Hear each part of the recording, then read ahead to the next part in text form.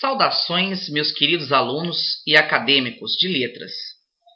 Então, daremos início a essa discussão sobre a análise do discurso, pautando-se na discussão que ocorreu dentro do livro de Henri Orlandi, como é de conhecimento de vocês.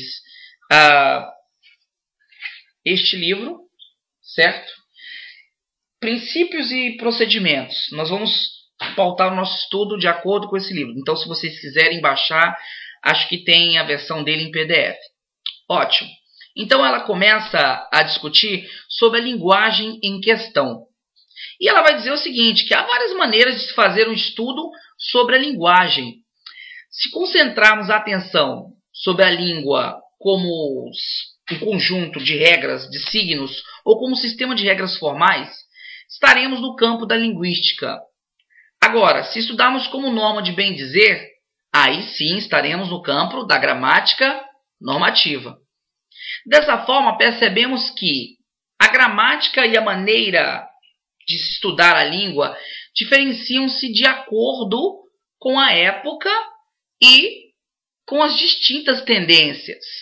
Assim, é que começamos a entender a necessidade de estudar a linguagem. E essa necessidade é que nos traz a chamada análise do discurso.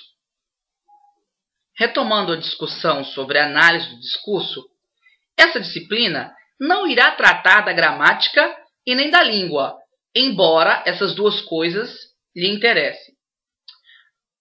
A etimologia da palavra discurso dá a ideia de curso, de percorrer por, de percurso. Então, tomando aí essa ideia, percebemos que a análise do discurso vai tratar do homem falando, ou seja, o homem se movimentando discursivamente. Então, para que possamos compreender a diferença entre estudar a língua, a gramática e o discurso, podemos dizer que, ao estudar a língua, procuramos compreender a capacidade da fala humana. Ao estudar a gramática, procuramos compreender a sistematização, as funções dessa língua. E quando estudamos discurso, procuramos compreender a língua fazendo sentido, simbolizando algo dentro do meio social. A análise do discurso concebe a linguagem como mediadora essencial entre o homem e a sua realidade, seja ela natural ou social. Então podemos dizer que esse mediador, o discurso, ele torna possível tanto a permanência e continuidade, quanto a deslocação e a transformação do homem e da sua realidade.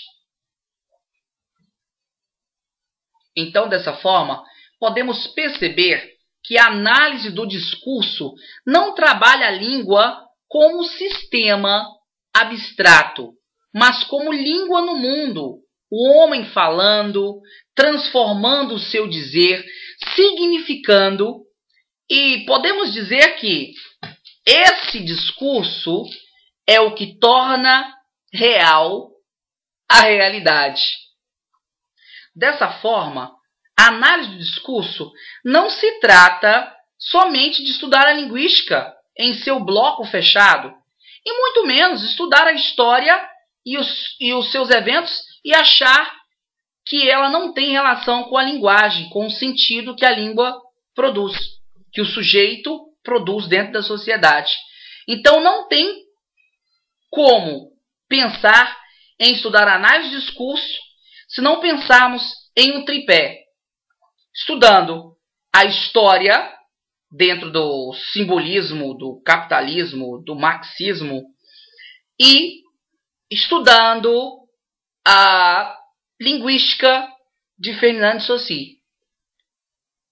Cabe ressaltar também que o terceiro ponto que completa esse tripé, vamos dizer assim, é a psicanálise.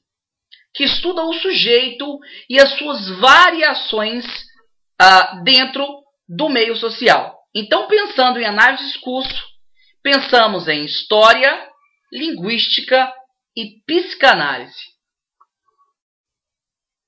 Então, o Rolandi vai dizer que, partindo da ideia em que a materialidade específica da ideologia é o discurso e que a materialidade específica do discurso é a língua, temos um paralelo que simplifica.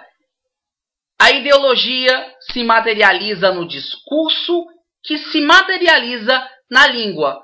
Por isso, Michel Pechet vai dizer em 1975 que não há discurso sem sujeito e que também não há sujeito sem ideologia. Em outras palavras, o indivíduo é interpelado em sujeito pela ideologia e é assim que a língua faz sentido.